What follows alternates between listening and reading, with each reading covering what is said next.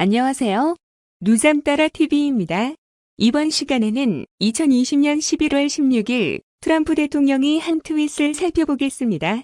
가짜뉴스 미디어는 왜 바이든이 대통령이 될 것이라고 가정하고 2020년 대선에서 얼마나 미국 헌법이 심하게 산산조각 나고 위반했는지에 대해 우리 편이 준비한 것을 보여주지 못하게 합니까?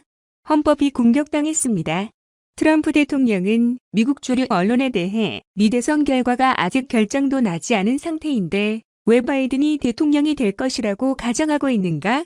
왜 그것을 기정사실인 것처럼 자꾸 보도하고 있는가? 란 뜻으로 언론에 대한 불편한 마음을 표현했습니다. 그리고 더 중요한 것은 헌법이 도전받고 있는 것이지 않은가? 헌법이 심각하게 도전받고 있는데 언론은 이에 대해 침묵하는가? 아니, 오히려 이에 대해 말하려는 것을 가로막고 있는가? 라는 뜻으로 이해됩니다. 헌법 파괴 행위를 말 못하게 하는 것은 사실 언론이 헌법 파괴 행위 공범일 가능성이 많음을 시사해준다고 보여집니다. 투표 개표실에서 수많은 참관인들이 쫓겨난 것에서부터 민주당에서만 변경된 수백만 개의 투표용지, 투표일로 투표한 것, 급진 좌파의 사용까지 모두 이전에는 아마 결코 없었던 일들일 것이다. 트럼프는 또 현재 가지고 있는 도미니언 투표 시스템은 텍사스와 다른 많은 곳에서 좋지 않거나 안전하지 않았기 때문에 거절되었습니다. 우리 헌법 보호 책임자는 2020년 우편 투표 선거의 가짜 결과를 용납할 수 없습니다. 세계가 지켜보고 있습니다.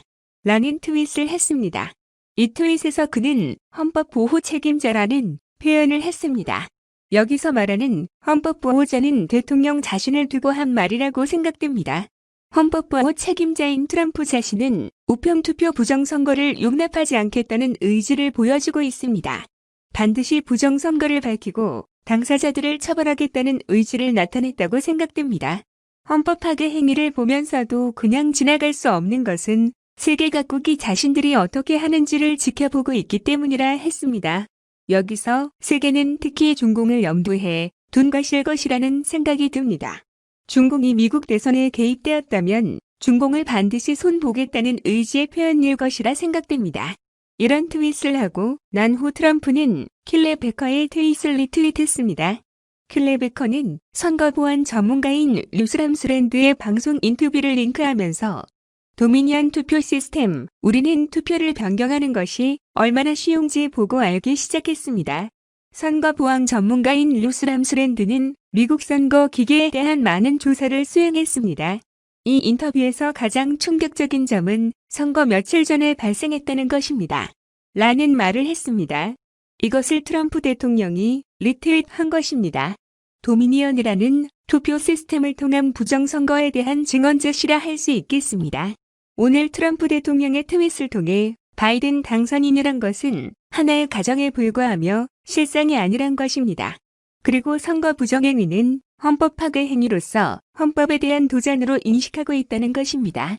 나아가 헌법 파괴 행위, 구체적으로 부정선거를 획책한 범죄자들에 대한 단죄를 하겠다는 의지를 보여주었다고 생각됩니다.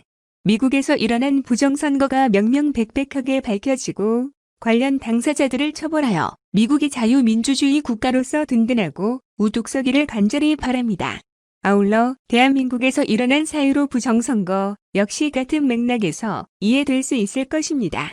사이로 부정선거는 헌법에 대한 국민주권에 대한 도전이었다는 것입니다. 사이로 부정선거를 명명백백하게 밝혀 관련자들을 엄벌하여 자유민주주의 대한민국 역시 경고하게 되기를 희망합니다. 이상입니다. 시청 감사합니다. 누잠따라 TV였습니다.